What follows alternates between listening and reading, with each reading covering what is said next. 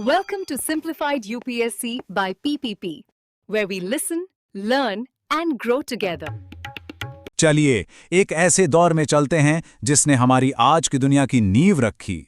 1815 से 1914 के बीच की वो सदी एक तूफानी दौर था। एक तरफ भाप की शक्ति से बड़े बड़े साम्राज्य बन रहे थे और दूसरी तरफ इतिहास में पहली बार आम लोग अपने हक के लिए आवाज उठा रहे थे। ये कहानी है लोकतंत्र और प्रगति के उसी टकराव की। तो यहाँ एक बड़ा सवाल उठता है, जब लोगों के नए अधिकारों की मांग और नई नई मशीनों की क्रांति एक साथ चलें तो होता क्या है? क्या ये दोनों ताकतें मिलकर कुछ अच्छा बनाती हैं या इनके रास्ते आपस में टकरा जाते हैं? इस पूरी कहानी को समझने के लिए हम इसे कुछ हिस्सों में देखेंगे। पहले बात करेंगे उस महान परिवर्तन के युग की, फिर देखेंगे कि वोट के लिए संघर्ष कैसे हुआ, कैसे टेक्नोलॉजी ने दुनिया का नक्शा ही बदल दिया और कैसे इसी तरक्की ने साम्राज्यवाद को भी हवा दी। और आखिर में हम देखेंगे कि 1914 में दुनिया किस मोड़ पे आ खड़ी हुई थी। तो चलिए शुरू करते हैं पहले हिस्से से, महान परिवर्तन का युग। ये सदी एक तरह से आधुनिक दुनिया के लिए एक बहुत बड़ी प्रयोगशाला थी। हर तरफ पुराने विचार टूट रहे थे, नए आइडियाज जन्म ले रहे थे और जबरदस्त उथल-पुथल मची हुई थी। मतलब इस पूरी सदी में दो जबरदस्त ताकतें थीं जो एक दूसरे से टकरा रही थीं। एक तरफ थी आम इंसान की आवाज जो सरकार में अपनी हिस्सेदारी मांग रही थी, और दूसरी तरफ थी विज्ञान और उद्योग की रफ्तार जो हर रोज दुनिया को एक नया रूप दे रही थी। अब आते हैं हमारे दूसरे हिस्से पर, वोट के लिए संघर्ष।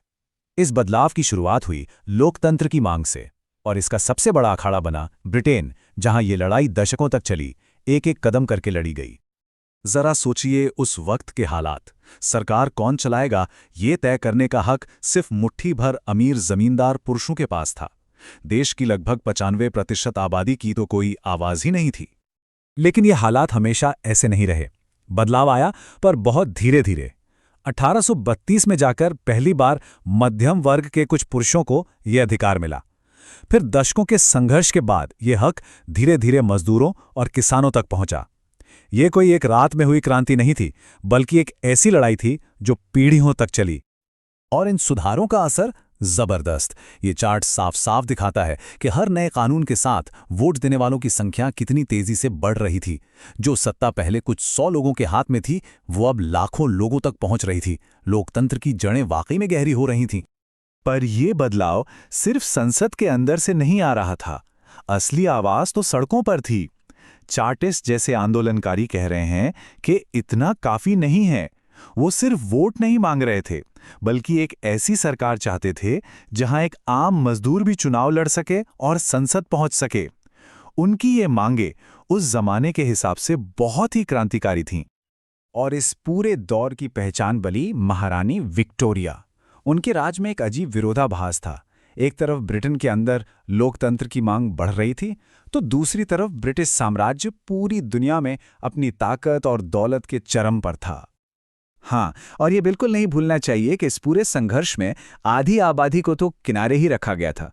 जहां पुरुष अपने अधिकारों के लिए लड़ रहे थे, वहीं महिलाएं भी संगठित हो रही थीं। उनकी लड़ाई तो और भी मुश्किल थी, जो 20वीं सदी तक चली। अब आते हैं तीसरे हिस्से पर, प्रगति का विस्फोट। तो एक तरफ ब्रिटेन में लोग वोट के लिए लड़ रहे थे, और दूसरी तरफ प्रयोगशालाओं और फैक्ट्रियों में एक अलग ही क्रांति चल रही थी। ये आविष्कारों का दौर था जिसने दुनिया को हमेशा हमेशा के लिए बदल दिया। औद्योगिक क्रांति कितनी बड़ी थी, इसका अंदाजा लगाना है तो बस इस एक ग्राफ को देखिए। ब्रिटेन में कपास की खपत जिस रफ्तार से बढ़ी, वो अविश्वसनीय थी। ये दिखाता है कि फैक्ट्रियां दिन रात धधक रही थीं और दुनिया का बाजार हमेशा के लिए बदल रहा था। और फिर कुछ ऐसे आविष्कार हुए जिन्होंने हमारी रोजमर्रा की जिंदगी को ही बदल कर रख दिया। एडिसन के बल्ब ने सिर्फ रोशनी नहीं दी, उसने रात को दिन में बदल दिया, काम करने के घंटे बढ़ा दिए और शहरों को 24 घंटे जागने वाला बना दिया। इसी तरह हेनरी फोर्ड ने तो मानो उत्पादन का पूरा खेल ही बदल दिया। अपनी असेंबली लाइन से उन्होंने कार बनाने के काम को छोटे छोटे हिस्सों में बांट दिया, जिससे उत्पादन इतना तेज हो गया कि कुछ ही घंटों में एक पूरी की पूरी कार तैयार हो जाती थी। और इसका नतीजा ये हुआ कि कार की कीमत इतनी कम हो गई कि वो अब सिर्फ अमीरों का खिलौना नहीं रही, बल्कि आम लोगों की सवारी बन गई। ये था टेक्नोलॉजी का लोकतंत्रीकरण। और फिर इस दौर के लगभग खत्म होते होते राइट ब्रदर्स ने इंसान के हजारों साल पुराने एक सपने को सच कर दिखाया। उनकी सिर्फ 59 सेकंड की उड़ान ने आसमान के दरवाजे खोल दिए और एक नए युग की शुरुआत कर दी। तो अब सवाल ये उठता है कि लोकतंत्र की ये बढ़ती मांग और ये जबरदस्त तकनीकी तरक्की, ये दोनों मिलकर दुनिया को किस तरफ ले जा रही थी?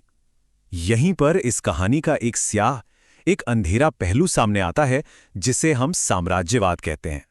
साम्राज्यवाद का सीधा साधा मतलब था कि यूरोप के ताकतवर देश अपनी नई औद्योगिक और फौजी ताकत का इस्तेमाल करके एशिया और अफ्रीका के देशों पर कब्जा कर रहे थे। यह सिर्फ व्यापार नहीं था, यह जबरदस्ती का नियंत्रण था।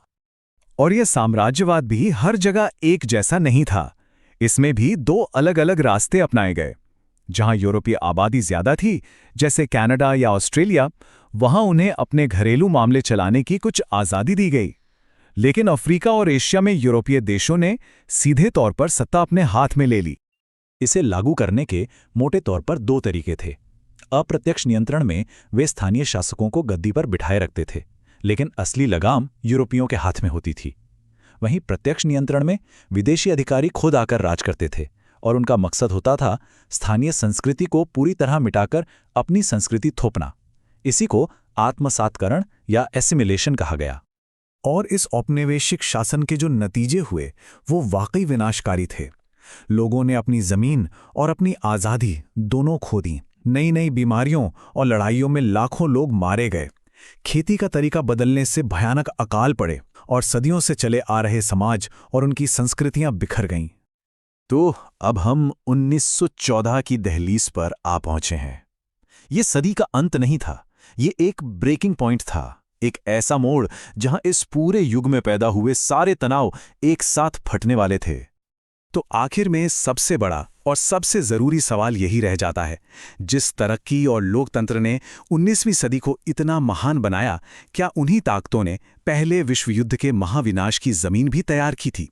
ये एक ऐसा सवाल है जो हमें आज भी सोचने पर मजबूर करता है। Thanks for watching. Follow us on Telegram and Instagram. Don't forget to like, share, and subscribe.